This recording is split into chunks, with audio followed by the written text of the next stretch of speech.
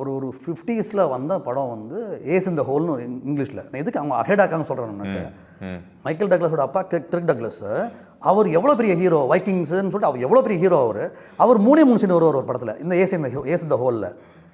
உலக மேப்லேயே எங்கன்னு தெரியாத வறண்டு போய் எதுக்குமே பேர் இல்லாத ஒரு ஊர், யாருக்குமே தெரியாத ஒரு ஊர். அதில் கல் உடைச்சிட்டு இருக்கும்போது ஓட்டையில் விழுந்துடுறான் அவன் மனுஷன் ஏசு.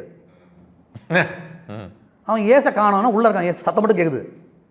திடீர்னு என்னன்னா அவன் கிடைப்பான மாட்டானா, வரனா மாட்டானா, ட்ரை பண்ணால் கிடைக்கல. அந்த பக்கம் டூரிஸ்ட் பஸ் போகுது. எப்பா இங்கே ஒருத்தன் உள்ள விழுதுறான், நம்ம போகிற வழியில் பார்த்து போயிடலாம்டா. பஸ்ஸை நிற்குது, சுண்டல் விற்கிறான். ப்ரெஸ்காரன் வரான், வந்ததுக்கப்புறம் ஊருக்காரன் அவன் நான் தாங்க தூக்கி வளர்த்தேன் அப்படின்னு ப்ரெஸ்காரன் பேசுகிறான். 3 சீன் உள்ளே வரான், உள்ளே விழுந்தானா இல்லையா, வந்தானா இல்லையான்னு அவர் நடிச்சிருக்கிற படத்தை.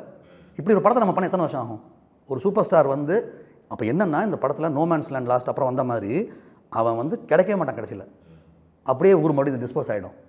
ஸோ இந்த கன்சூமரிஸ்ட்டு மைண்டை இந்த அந்த ஃபோட்டெல்லாம் அந்த என்ன சொல்லுவோம், அந்த அந்த புது கல்ச்சர் இருக்கிற அந்த இது இருக்கு இல்லையா, அதாவது ஒரு எல்லாம் என்ன சொல்கிறது, அந்த ஃபாஸ்ட் க்ரோயிங் அந்த கம்யூனிட்டி மைண்ட் செட் இருக்கு இல்லையா, அது அன்றைக்கே வந்து அவ்வளோ அழகாக ரிஃப்ளெக்ட் பண்ணியிருக்காங்க.